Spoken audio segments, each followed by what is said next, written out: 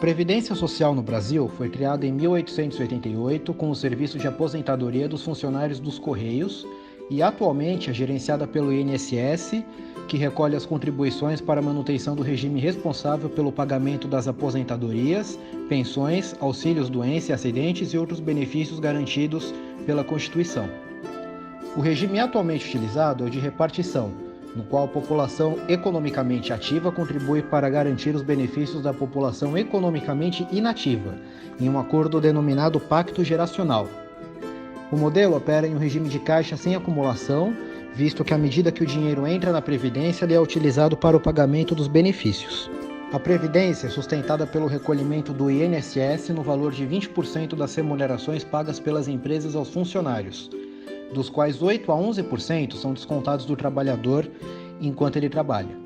Já os servidores públicos pagam de 11 a 14% da remuneração sobre o salário e os empregadores descontam os mesmos percentuais, de 8 a 11%.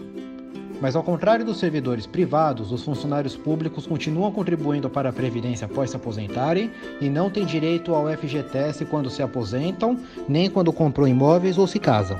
Ainda, as empresas também contribuem para a Previdência com o recolhimento do COFINS, que é a contribuição para o financiamento da Seguridade Social, proporcional à receita bruta, o PIS, que é o Programa de Integração Social, proporcional à receita líquida, e a contribuição social sobre o lucro líquido, que é proporcional ao lucro líquido. O regime que funciona no Brasil é o de repartição, assim como na maioria dos países, pelo menos em seus pilares básicos. Isso é, em função de um processo histórico da escolha, feito com base em condições econômicas e demográficas específicas. O sistema previdenciário começou a surgir no século XIX. Neste período, as taxas de crescimento populacional e de salários eram bastante elevadas, o que explica a maior rentabilidade de tal modelo, o motivo pelo qual ele ainda é mais usual nos dias de hoje.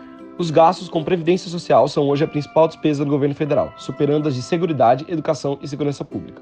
Em 2018, os recursos destinados ao pagamento de aposentadoria e benefícios previdenciários alcançaram 715 bilhões, representando 53% das despesas primárias, segundo dados do Tesouro Nacional.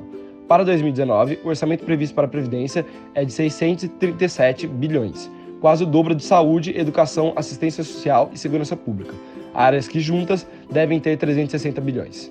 A previsão do Ministério da Economia é que, sem a reforma, os gastos com a aposentadoria devem chegar a 80% das despesas primárias do governo em 2026. Em 2018, o déficit total da Previdência Social do governo federal chegou a 285 bilhões, segundo dados da Secretaria do Tesouro Nacional. Mantidas as regras atuais, esse déficit deve praticamente triplicar até 2060. Alcançando 11% do PIB de acordo com as projeções atuariais do LDO de 2019. O déficit da Previdência é causado por dois fatores principais. O primeiro é uma questão de estrutura, enquanto o segundo é resultado da transição demográfica que a população do Brasil vem passando nos últimos anos. A Previdência do Brasil possui sérios problemas estruturais em diversas áreas. Um desses problemas estruturais é com a fiscalização. O Brasil possui problemas tanto na fiscalização de recebimento das contribuições, como problemas na fiscalização de falsos beneficiários. Outros fatores estruturais que contribuem para o rumo da Previdência são os bilhões não arrecadados com isenção de impostos em áreas como o agronegócio e micro e pequenos empreendedores, e com as grandes dívidas de empresas privadas, cuja soma já passa dos 300 bilhões de reais. Apesar dos problemas estruturais contribuírem com o déficit da Previdência, o principal motivo do rumo é demográfico. No modelo previdenciário brasileiro, os mais jovens trabalham para garantir a previdência dos mais velhos. Acontece que no Brasil se encontra no final do processo de transição demográfica. A transição demográfica é um processo com 5 fases. Na primeira etapa, tanto a taxa de natalidade quanto a taxa de mortalidade são altas. Na segunda etapa, a taxa de mortalidade cai rapidamente, enquanto a taxa de natalidade continua alta. Nessa fase, a população do país cresce de maneira acelerada.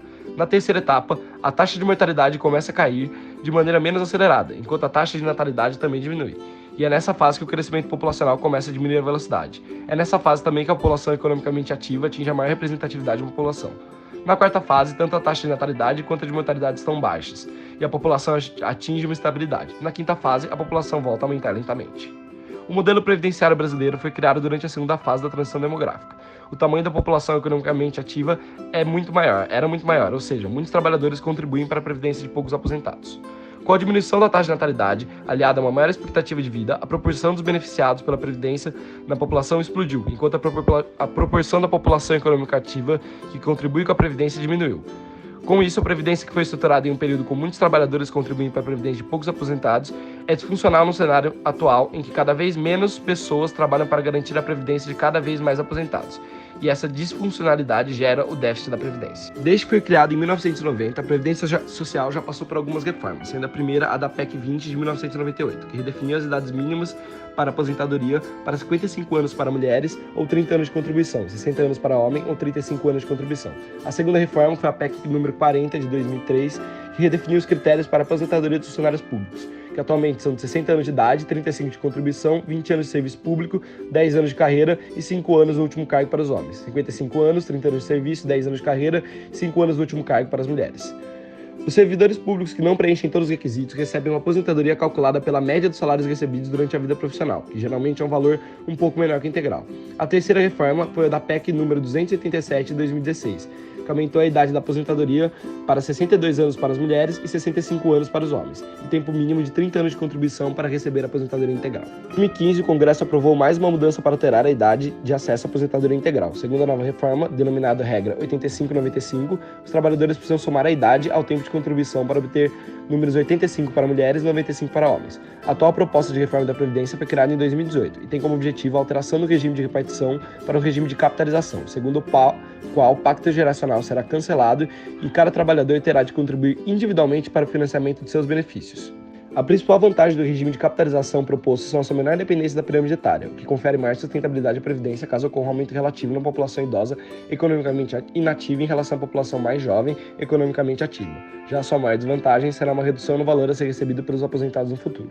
Com a expectativa de vida no Brasil tem subido nos últimos anos, 60 em 1970 para 76 em 2018, vem ocorrendo um aumento significativo da população idosa similar aos países europeus, mas ao contrário da Europa, o problema é amenizado no Brasil por causa de uma taxa de natalidade mais elevada, de 2,2 filhos por mulher, o que permite a reposição da população economicamente ativa e garante um lento crescimento da população no longo prazo. Estimativas oficiais divulgadas pelo Ministério da Economia durante a Comissão de Constituição, Justiça e Cidadania, o CCJ, o governo estima a economia de 1,24 trilhão em 10 anos, excluindo efeitos da mudança da previdência de militares, mas incluindo as mudanças da idade mínima e a diminuição entre as previdências dos servidores públicos e aqueles que trabalham em iniciativa privada.